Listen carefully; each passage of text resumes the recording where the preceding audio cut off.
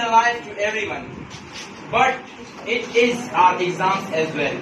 Because when we stuck in any complicated matter, so we think that we can't do, but we try a lot to solve it, but after that, one day we decide, and one day we give up. Why? Just because the word of Kant, it is our common opinion that we can do.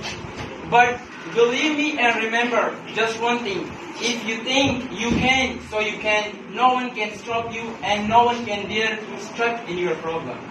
But the main thing is that we say it is impossible. Even impossible says I am possible. So why we shouldn't do and why we shouldn't apply these kind of things.